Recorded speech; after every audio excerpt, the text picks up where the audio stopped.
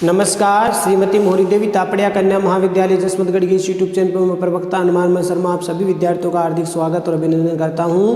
प्यारे विद्यार्थियों, बीए प्रथम वर्ष की कक्षा के अंतर्गत हिंदी साहित्य विषय में प्रथम प्राचीन काव्य जो आपका प्रथम प्रश्न पत्र है प्यारे विद्यार्थियों, उसमें नामदेव जी के पद आज हम लेके आए हैं। पाठ 3 आपका, ठीक है। नामदेव जी के पदों की व्याख्या हम करने वाले हैं। और नामदेव जी महाराज जो है प्यारे विद्यार्थियों, इनके बारे में हम थोड़ा सा परिचय देख लेते हैं। वैसे परिचय आपकी पुस्तक में है, पृष्ठ संख्या 51, 50, 51 पर है। देखिए, इनका जन्म 1270 ईस्वी में हुआ और देहावसान इनका 1350 ईस्वी में हुआ। मराठी और हिंदी में समान रूप से रचना करने वाले उत्तर और दक्षिण के प्रसिद्ध संत हुए हैं ये। और मराठी अभंग, जो अभंगों में इन्होंने रचना की है, अभंग यानी पद, और हिंदी के पदों की रचना करके अपने जीवन काल में यशस्वी हो चुके थे। नामदेव जी महाराज मराठी भाषा में अभंग लिखते थे और हिंदी के पदों की उन्होंने रचना की, जो जीवन काल में अपने जीवन काल में ही वो बड़े यशस्वी हो गए। नामदेव जी द्वारा रचित एक अभंग के अनुसार उनका जन्म कार्तिक शुक्ल एकादशी रविवार 26 अक्टूबर 1270 को हुआ, ऐसा कहा जाता है। और मराठी डॉक्टर भंडारकर जी के अनुसार इनकी मराठी कविता संत ज्ञानेश्वर की कविता से अधिक परिष्कृत है, परवर्ती है, आगे है। और इनका जन्म 13वीं शताब्दी में होकर के बाद में होना चाहिए, ऐसा भंडारकर जी का मानना है। और नामदेव जी ने अपने एक अभंग में 14वीं शताब्दी के प्रारंभ में मुसलमानों ने अपना राज्य दक्षिण में स्थापित किया था। नामदेव जी ने अपने एक अभंग में तुर्कों द्वारा मूर्ति तोड़े जाने की बात भी कही है। और नामदेव जी का समय 14वीं शताब्दी के लगभग या अंत तक रहा होगा, ऐसा माना जाता है, ठीक है। और प्रोफेसर रानाडे हैं, उनका मत है कि उनका जन्म 1270 में हुआ था और वे ज्ञानेश्वर के समकालीन थे। ज्ञानेश्वर भी दक्षिण भारत के संत थे और उनके अभंग जनता में मौखिक परंपरा में प्रचलित रहने के कारण उनकी भाषा बदल गई। इनके अभंग जनता में ज़्यादा प्रचलित थे, बोलने पद गाए जाते थे, इस कारण से उनकी भाषा थोड़ी बदल गई है। और मूर्ति तोड़ने के संबंध में भी उनका मत था कि अलाउद्दीन खिलजी ने दक्षिण में जो है 1306 में आक्रमण किया था। उनके सेनानायक मलिक काफूर ने देवगिरी, वारंगल, होयसल और पांड्य राज्यों को जीता था, अनेक स्वर्ण मूर्तियों को तोड़ा था, अमूल्य रत्नों को लूटा था, ऐसा उनके पदों में मिलता है, ध्यान बढ़ता है। नामदेव जी अपने उपास्य को अनेक नामों से अभिहित किया है, मतलब पुकारा है। और इन नामों में सर्वप्रथम राम और विट्ठल है। वे अपने आराध्य को राम और विट्ठल कहते थे। नामदेव जी के अनुसार उनके राम निर्गुण है, अव्यक्त, जैसे कबीरदास जी के राम अव्यक्त निर्गुण है, ऐसे ही नामदेव जी महाराज के जो राम है वो दशरथ पुत्र राम नहीं है, अपितु उनके राम ब्रह्म है, निर्गुण है, अव्यक्त है। वे निरंजन हैं और गुणों से परे हैं। वे अंत में विट्ठल के भी उपासक बने। विट्ठल जो दक्षिण में विट्ठल जी महाराज को जो पूजा जाता है, भक्ति की जाती है। और इन राम की प्राप्ति का पहला उपाय आत्मदर्शन और आत्म अनुभूति है। उन्होंने अपनी आत्मा की अनुभूति को, आत्मदर्शन को ही जो है प्रभु की प्राप्ति या राम की प्राप्ति का कारण बताया। दूसरा उपाय उन्होंने बताया नाम स्मरण का, कि नाम स्मरण करो, भगवान का जो नाम है वो लेते रहो, स्मरण करते रहो। और ये भी इन्होंने भक्ति का एक तरह से उपाय बताया। नामदेव ने दूसरे उपाय पर ज़्यादा बल दिया, नाम पर, यानी भगवान का नाम लो, भगवान का नाम लेने से ही उद्धार हो सकता है, ऐसा वो मानते थे, कहते थे। और नामदेव जी महाराज ने संसार के प्राणियों पर माया का प्रभाव पड़ा है, ये नामदेव जी महाराज मानते थे। और माया साधक को हरि से दूर रह जाती है। माया क्या करती है, माया में जब व्यक्ति लिप्त हो जाता है तो हरि से दूर होता है, परमात्मा से दूर होता है। और विषयों में अगर कोई लिप्त रहने के कारण प्राणी को सब कुछ गंवाना पड़ता है। और इस प्रकार का पद यहाँ पर भाव आता है। और मनुष्य को भ्रम में माया डालती है, जैसे मृग को बिज्जू का जो भ्रम में डालता है। बिज्जू का जो खेतों में लकड़ी के हाथ पांव बना करके ऊपर मटका रख करके एक ऐसे डरावना सा लोग बनाते हैं, एक पुतला, जिसको बिज्जू का कहते हैं, जिससे हिरण इत्यादि जो जानवर वो डर जाते हैं तो भ्रम में हो जाता है। इसी प्रकार ये माया भ्रम करने वाली है और इसी की आड़ में छिपा हुआ काल भी प्राणी पर आक्रमण करता रहता है। माया की आड़ में जो काल है, मृत्यु है, वह भी आक्रमण करता है और माया ही जीव को हरि से मिलने नहीं देती है। इसलिए इस संसार से मुक्त होने के लिए माया से अलग होना जरूरी है। माया से अलग हुए बिना परमात्मा की प्राप्ति नहीं हो सकती। माया से मुक्ति हरि कृपा से ही संभव है। और माया से मुक्ति कब होगी? जब हरि का ध्यान करेंगे, हरि का नाम लेंगे, हरि की कृपा से माया की मुक्ति होती है। जो लोग दिन रात हरि का भजन न कर विषय वासनाओं में लिप्त रहते हैं, पर धन और परदारा माने पराई स्त्रियों में, पराये धन की लोभ में पड़े रहते हैं, ऐसे माया लिप्त मनुष्यों से दूर रहना चाहिए। उन्होंने विषयों की ओर जाने वाले मन को भी चेतावनी दी है कि जो विषय की भोगों की ओर जो ले जाता है, ऐसे मन को चेतावनी दी है उन्होंने। साथ ही साथ नामदेव जी महाराज ने परमार्थ साधना पर अग्रसर होने के लिए नामदेव जी ने सत्संग का उपदेश दिया है। सत्संग करनी चाहिए, परमार्थ करना चाहिए, दूसरों का उपकार करना चाहिए। और वे कहते हैं कि भक्तों के आगमन से चारों प्रकार की मुक्तियां सहज ही मिल जाती है। जो भक्त होते हैं उनसे चारों प्रकार की मुक्तियां मिल जाती है और गोविंद मिल जाते हैं। भगवान और भक्त में कोई अंतर नहीं है, ऐसा वो मानते थे। भक्तों को तो उन्होंने भगवान का ही रूप माना है। नामदेव जी महाराज भक्तों को भगवान का रूप मानते हैं और भगवान और भक्त में कोई अंतर नहीं है। माया से, ममता से दूर रहने से ही साधु संगति मिलती है।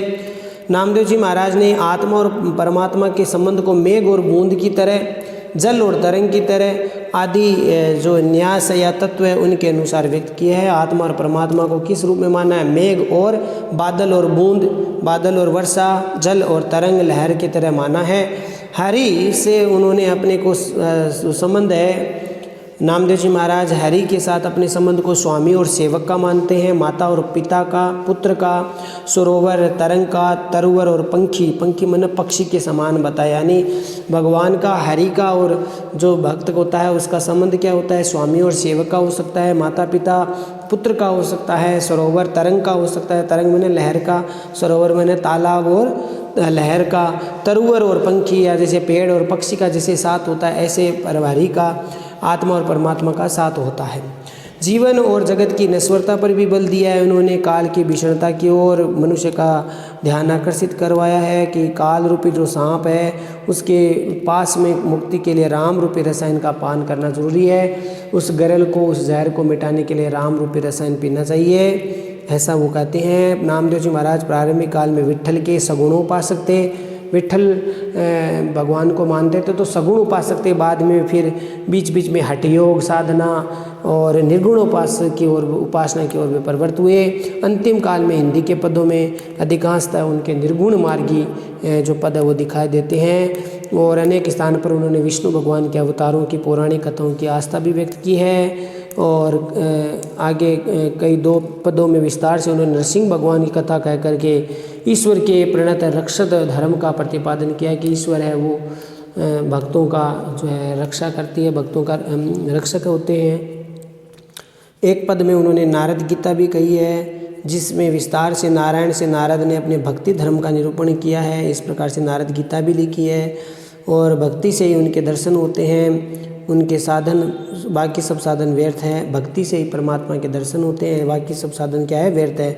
नामदेव जी महाराज ने अनेक बातों का निषेध भी किया है, मना भी किया है। अपनी हीन जाति का उल्लेख करते जाति व्यवस्था भी प्रहार किया। उस समय जाति व्यवस्था ज़्यादा थी, जाति प्रथा, जातिगत भेदभाव, लोभ, मद, अहंकार, काम, क्रोध को अवधूत के लिए हानिकारक बताया। जो संत हैं, अवधूत है, सन्यासी है, उसके लिए लोभ, मद, अहंकार, काम, क्रोध ये सब हानिकारक है। अहंकारी व्यक्ति पशु के समान होता है। नामदेव जी महाराज कहते हैं अहंकारी व्यक्ति पशु के समान होता है, उससे मुक्ति नहीं हो सकती। साधना अगर करनी है तो पहले अहंकार का नाश करना ही पड़ेगा। अहंकार के कारण, अहंकार का नाश होगा तभी परमात्मा की प्राप्ति होगी। तो ये तो था थोड़ा सा सामान्य परिचय। नामदेव जी महाराज दक्षिण भारत के संत माने जाते हैं, निर्गुण मार्गी, निर्गुणपंथी शाखा के ये हैं। तो चलिए प्यारे विद्यार्थियों, ये एक पहला पद है वो बहुत महत्वपूर्ण है, परीक्षा में अवश्य आता है। तो ये मैं बहुत जोर दे करके कह रहा हूँ, ये पद बहुत महत्वपूर्ण है। हरि नाम हीरा, हरि नाम हीरा, हरि नाम लेते मिटे सब पीरा। हरि नाम जाति, हरि नाम भांति, हरि नाम सकल जीवन में क्रांति। हरि नाम सकल सूक्ष्म की राशि, हरि नाम काटे जम की फांसी। हरि नाम सकल भुवन तत् सारा, हरि नाम नाम देव उतरे पारा, हरि नाम नाम देव उतरे पारा। तो प्यारे विद्यार्थियों, इस भजन में या इस पद में नामदेव जी महाराज ने जो है प्रसंग में आप क्या लिखेंगे, प्रस्तुत पद संत नामदेव जी द्वारा रचित है। और इस पद में संत नामदेव जी ने हरि के नाम की महत्ता है वो बताई है, हरि के नाम की महत्वता का प्रतिपादन किया है, उसे ही संसार का उद्धार करने वाला या कल्याणकारी बताया है। निर्गुण ब्रह्म के उपासक जो है संत, निर्गुण ब्रह्मा के उपासक है संत क्या नाम, ये नामदेव जी महाराज। वे देखिए आगे क्या कहते हैं, हरि नाम हीरा, हरि नाम हीरा, कि हरि का नाम है वो हीरे के समान बहुमूल्य है। निर्गुण ब्रह्म के उपासक संत नामदेव जी महाराज कहते हैं कि भगवान का नाम, हरि का नाम बहुमूल्य हीरे के समान है। ठीक है, क्योंकि हरि के नाम का लगातार स्मरण करने से सभी प्रकार के जो शारीरिक और मानसिक जो कष्ट है वो दूर हो जाते हैं। हरि का नाम लेत मिटे सब पीरा, पीरा मने पीड़ा, लेत मने लेते ही, मिटे मने मिट जाती है, सब मने सारी पीड़ा मिट जाती है। सारी पीड़ा किसका नाम, हरि का नाम। तो हरि का नाम लेने से, हरि का निरंतर जाप करने से, स्मरण करने से सभी प्रकार के शारीरिक और मानसिक कष्ट दूर हो जाते हैं। और हरि का नाम स्मरण करने से मनुष्य को जो सांसारिक जो ताप होते हैं, वो सांसारिक ताप वो भी दूर रहते हैं। जो देविक और भौतिक जो ताप है, आदि देहिक, आदि देविक और आदि भौतिक जो ताप है, उनसे वो अप्रभावित रहता है, उनसे वे दूर रहते हैं। और आगे कवि कहते हैं नामदेव जी महाराज कि हरि नाम जाति, हरि नाम पांति। कबीरदास नामदेव जी महाराज कहते हैं हरि नाम ही जाति और पाती है, हरि का नाम ही जाति पाती है, बाकी और कोई जाति पाती नहीं है। हरि का नाम ही जाति पाती है, हरि के नाम के अलावा और कोई जाति है न कोई पाती है। हरि नाम के स्मरण करने से ही जीवन में क्या होता है कि हरि नाम सकल जीवन में क्रांति, क्रांति का मतलब परिवर्तन, बदलाव, सकल मने सारे। तो हरि नाम, नाम मने नाम, सकल मने सारे, जीवन में क्रांति मने परिवर्तन है।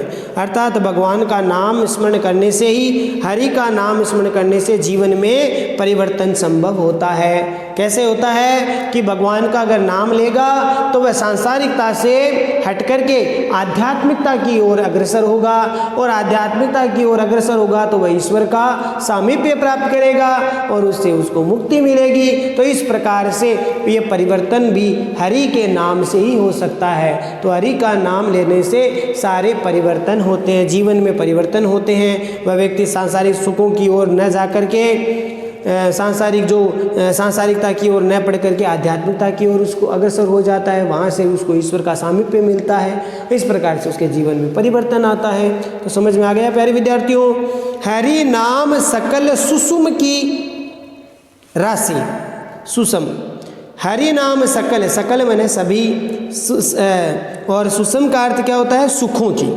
राशि माने राशि, समूह है कि हरि का नाम ही सभी प्रकार के सुखों की राशि है, या हरि का नाम सभी प्रकार के सुखों को देने वाला है। ठीक है, ये समझ में आ गया। फिर देखिए, हरि नाम काटे जम की फांसी, हरि का नाम काटे मैंने काटते हैं, जम मैंने यमराज की, पासी मैंने पास को, बंधन को। तो हरि का नाम ही यमराज की, मनुष्य को हरि का, जो मनुष्य हरि का नाम लेता है उससे यमराज की पास वो पास से मुक्त रहता है। हरि का नाम ही यमराज की पास को काटने वाला है। समझ में आया प्यारे विद्यार्थियों। फिर देखिए, हरि नाम सकल भुवन तत् सारा, हरि का नाम ही सकल मने सारे, भुवन मने संसार, तत् सारा मने तत्व, सार तत्व है। तत् सारा का मतलब सार तत्व है। भगवान का नाम, हरि का नाम ही सारे संसार में सार तत्व है। और हरि नाम नामदेव उतरे पारा, नामदेव जी महाराज कहते हैं कि भाई हरि का नाम ही सभी प्रकार के सत्वसार है, हरि का नाम उद्धारक है, कल्याणकारी है। और हरि का नाम, संत नामदेव जी महाराज कहते हैं, हरि के नाम का स्मरण करके ही हरि नाम नामदेव उतरे पारा, उतरे पारा माने संसार सागर से पार हो सकते हैं। कि नामदेव जी महाराज कहते हैं हरि का नाम स्मरण करने से मनुष्य इस संसार सागर से पार हो सकता है। भगवान का नाम स्मरण करने से कष्ट संताप में जीवन से उसको मुक्ति मिल सकती है। ठीक है प्यारे विद्यार्थियों, विशेष वाले पॉइंट में आपको लिखना है कि हरि का नाम स्मरण करने के महत्व को प्रकाशित किया या प्रतिपादित किया है। और नामदेव जी महाराज ने हरि के नाम को ही एकमात्र उद्धारक बताया है। इस प्रकार से अभिव्यक्ति यहाँ पर आस्था की अभिव्यक्ति की है कवि ने कि हरि का नाम ही मनुष्य का कल्याण करने वाला उद्धारक है। और अनुप्रास और पुनरुक्ति प्रकाश अलंकार का प्रयोग इसमें हुआ है। शब्द बार बार आ रहे हैं तो अनुप्रास तो ही है, और एक ही शब्द बार बार आता है, एक ही अर्थ रहता तो पुनरुक्ति प्रकाश अलंकार है। ठीक है, तो ये तो थे इसमें अलंकार।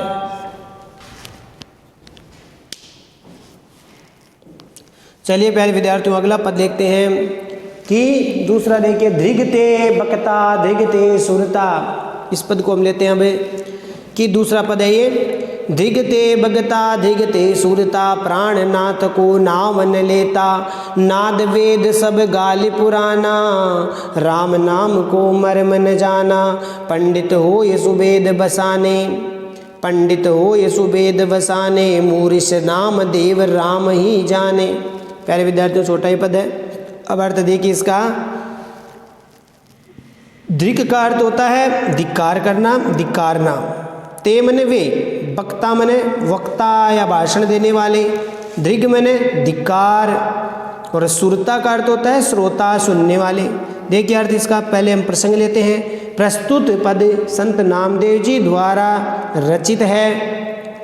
निर्गुण उपासक नामदेव जी महाराज ने राम के नाम का स्मरण करने की महत्ता का प्रकाश डाला है, यानी राम के नाम को स्मरण करना चाहिए, इस बात की उन्होंने जोर दिया है। और राम का भजन करने से ही मोक्ष का आधार माना है, राम का नाम का भजन करने से मोक्ष की प्राप्ति होती है, ऐसा वो कहते हैं।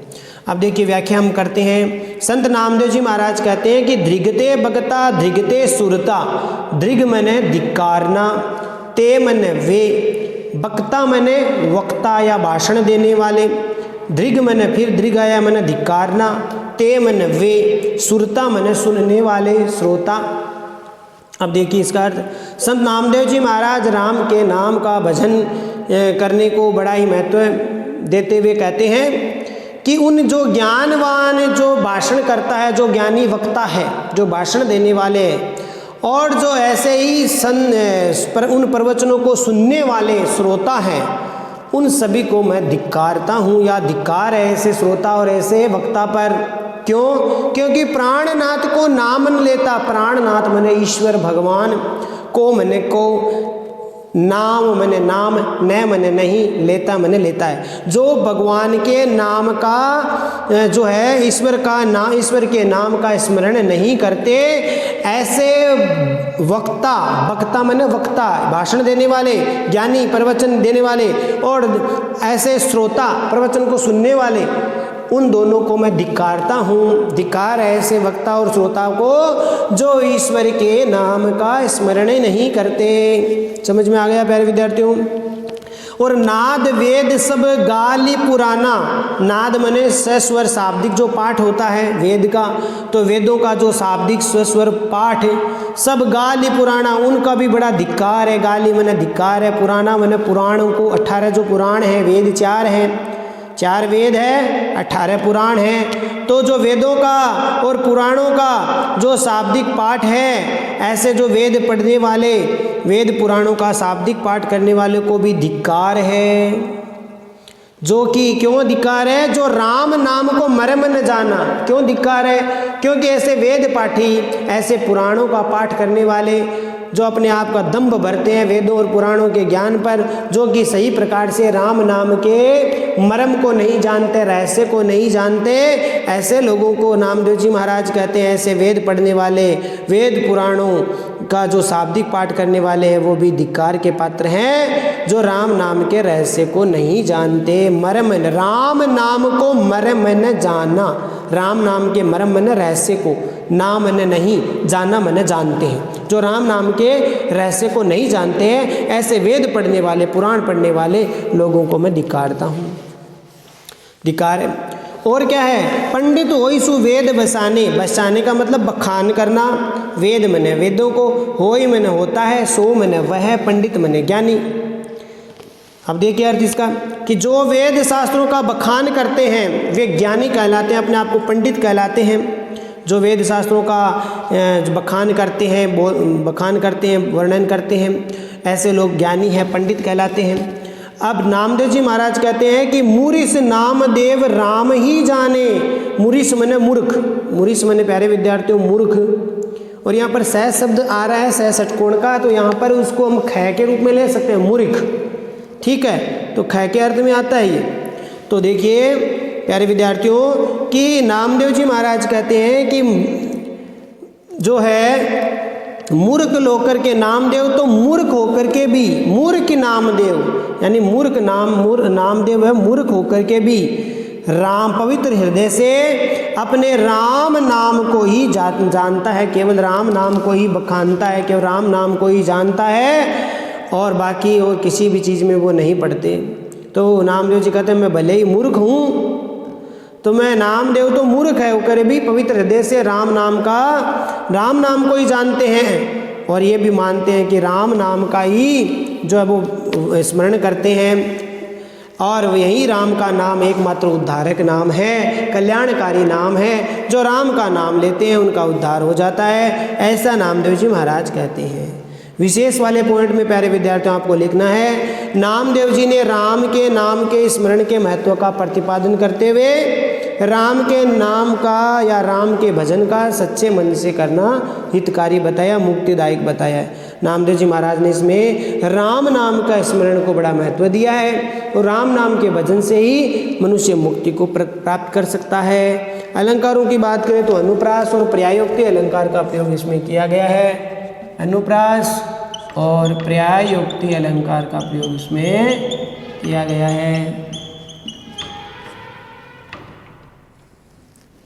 ठीक है प्यारे विद्यार्थियों, तो आशा करता हूँ ये पद भी आपको समझ में आ गया होगा। अगला पद देखिए, जो लगे राम नाम हित न भयो, और भेड़ पूछ कैसे भव जल तरिए। ये पूरा मैंने डॉट करके पूरा पद है, ये आप पुस्तक से मिलाते जाइए और अर्थ करते जाइए।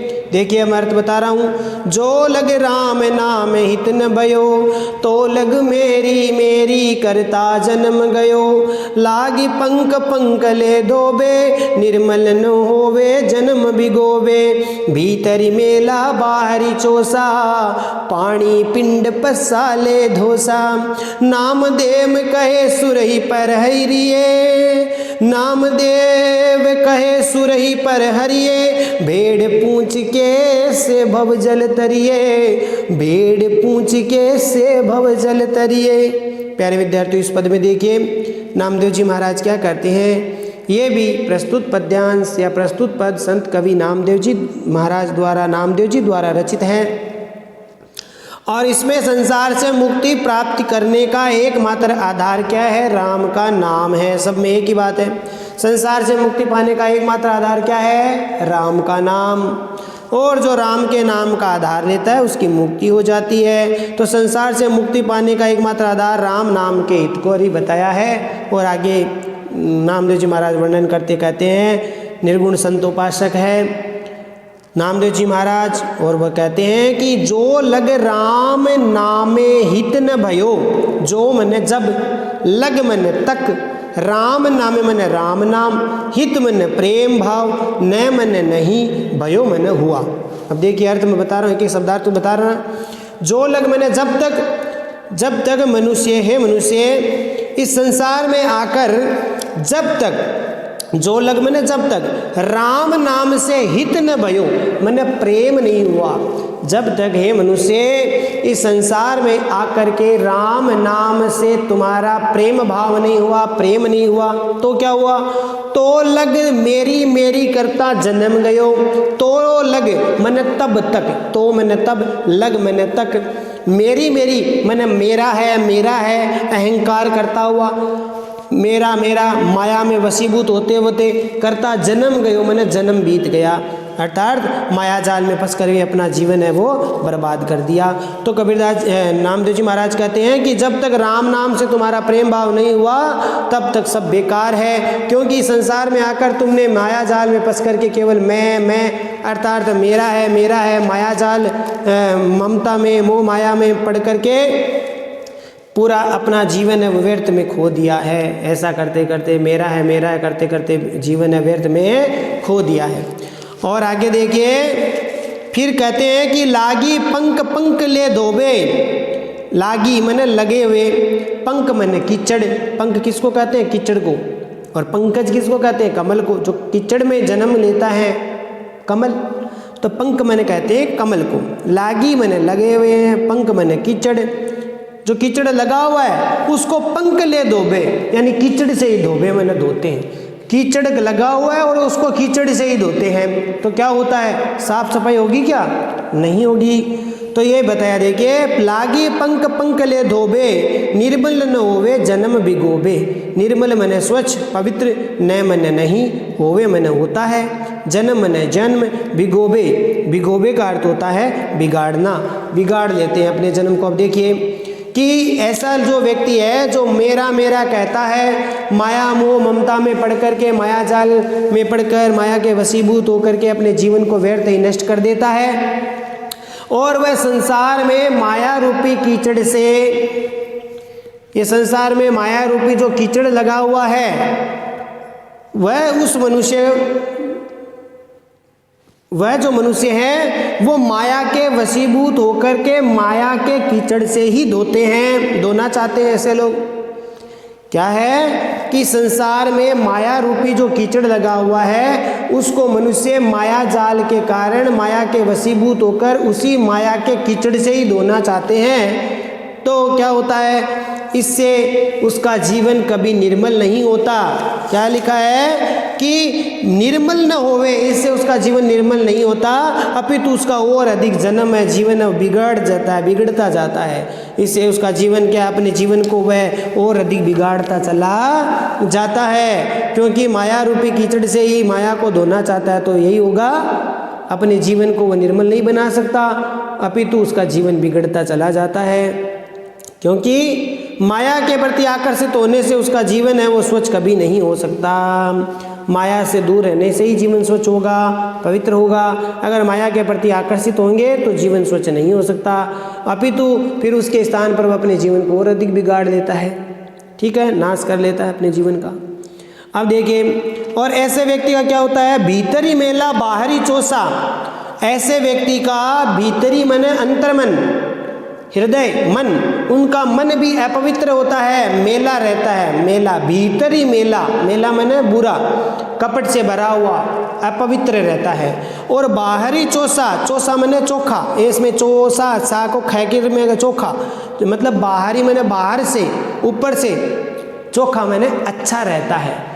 ऐसे व्यक्ति बाहर से तो अच्छा दिखना चाहते हैं लेकिन अंदर से कपट भरा हुआ है, अंदर से मेले हैं। तो यहाँ पर कवि कहते हैं, नामदेव जी महाराज कह रहे हैं कि ऐसे व्यक्ति का अंतर मन भी मेला रहता है, जबकि वह बाहर से उज्जवल, अपने आप को पवित्र सफ़ेद ऐसे दिखाना चाहता है, वो उज्जवल वस्त्रों वाला रहता है। कपड़े पहनने ले, अच्छे कपड़े पहनने से कोई अच्छा, बुरा व्यक्ति अच्छा नहीं बन जाता, ठीक है ना। तो ऐसे यहाँ पर बताया कवि नामदेव जी ने कि ऐसे व्यक्ति का अंतर्मन मेला रहता है, जबकि वह बाहर से चोखा यानी अच्छा उज्जवल वस्त्रों वाला रहता है, अर्थात अच्छे रहने का दिखावा करता है, ढोंग करता है। वह अपने शरीर को क्या करता है? पानी पिंड पसाले धोसा। पानी मैंने पानी से, पिंड कहते हैं शरीर को, पिंड मैंने शरीर, और पसाले मैंने पैखाले, सा को हम खा लेंगे तो पखाले का अर्थ होता है पखारना, धोना। दोषा मैंने ब्रह्म में करना, धोखा। अब सा का खय के अर्थ मिलेंगे तो धोखा हो गया। तो वैसा व्यक्ति धोखे में रहता है, भ्रम में रहता है, और वह व्यक्ति जो माया के वशीभूत है, माया में पड़ा हुआ व्यक्ति केवल पानी ऊपर जो है उड़ेलने से, अपने शरीर को पानी से धोने से अपने आप को पवित्र समझ लेता है, स्वच्छ समझता है, तो ये उसका क्या है? भ्रम है। ऐसा व्यक्ति भ्रम में रहता है, वह अपने शरीर को पानी से धोता रहता है और स्वयं को स्वच्छ और पवित्र मानता है, वह इस भ्रम में पड़ा रहता है, धोखे में रहता है। अब नामदेव जी महाराज कहते हैं कि नामदेव कहे सुरही परहरिये और भेड़ पूंछ कैसे भवजल तरिए। नामदेव जी महाराज कहते हैं कि भगवान का ध्यान छोड़ कर देने से या उनके ध्यान को न करने से, नामदेव कहे सुरही मैंने परमात्मा के नाम को, परहरी मैंने छोड़ करके, उस पवित्र नाम को, भगवान के नाम को छोड़ करके उनका ध्यान स्मरण छोड़ देने से, सुरही का मतलब ध्यान और परहरी मैंने छोड़ देने से, यानी भगवान के ध्यान को छोड़ देने से, उनका ध्यान किए बिना ही वह व्यक्ति भेड़ की पूंछ को पकड़ करके भवजल तरिए, मैंने भवजल का मतलब संसार सागर को, तरिए मैंने पार करना चाहता है। भवजल, भेड़ पूंछ कैसे भवजल तरिए, भेड़ की पूंछ को पकड़ करके वह भवजल मैंने संसार सागर को कैसे पार कर सकता है। अर्थात जो व्यक्ति, नामदेव जी महाराज कहते हैं, जो भगवान के ध्यान को छोड़ करके भगवान के नाम का स्मरण का ध्यान किए बगैर ही वह व्यक्ति, ऐसा लगता है जैसे कोई भेड़ की पूंछ को पकड़ करके जैसे वह भवसागर पार करना चाहता है, जो कि सर्वथा असंभव है, नहीं हो सकता। भेड़ की पूंछ को पकड़ करके भवसागर पार नहीं किया जा सकता। इस प्रकार से प्यारे विद्यार्थियों, यहाँ पर नामदेव जी महाराज भगवान के नाम का स्मरण करने की महत्ता का प्रतिपादित कर रहे हैं। विशेष वाले पॉइंट में प्यारे विद्यार्थियों आपको लिखना है, संसार से मुक्ति प्राप्त करने का एकमात्र आधार राम का यानी भगवान के नाम का आधार है। संसार से मुक्ति प्राप्त करने का एकमात्र आधार है राम नाम का स्मरण करना, भगवान का स्मरण करना। और दूसरा बिंदु में लिख सकते हैं, भक्ति के लिए आडंबर की आवश्यकता नहीं है। ऊपर से स्वच्छ दिखने की, अच्छे कपड़े पहन लेने से भगवान खुश नहीं होंगे। भीतर से स्वच्छ होना चाहिए, अंतर्मन स्वच्छ होना चाहिए। अंतर्मन में किसी प्रकार की बुराई या कपट से जब हम दूर हो जाएंगे तब परमात्मा के दर्शन चाहिए होंगे। बाहर से चाहे मेले कुचले ही क्यों ना हो, अंदर से अगर स्वच्छ हैं, पवित्र हैं, तो ही ईश्वर की प्राप्ति होती है। तो इस प्रकार से भक्ति के लिए आडंबर की आवश्यकता नहीं होती, ये भी लिख सकते हैं। अनुप्रास, पुनरुक्ति और दृष्टांत अलंकार का प्रयोग हुआ है। अनुप्रास तो ही है, सब में ही आप लिख सकते हैं। दृष्टांत अलंकार का प्रयोग हुआ है और पुनरुक्ति प्रकाश, एक ही शब्द बार बार आया है, तो पुनरुक्ति प्रकाश अलंकार का प्रयोग इसमें किया गया है। ठीक है प्यारे विद्यार्थियों, तो ये आप अलंकार में लिख देंगे। तो ठीक, आशा करता हूँ प्यारे विद्यार्थियों, ये नामदेव जी महाराज जी के 3 जो पद हैं उनकी व्याख्या आपको समझ में आ गई होगी।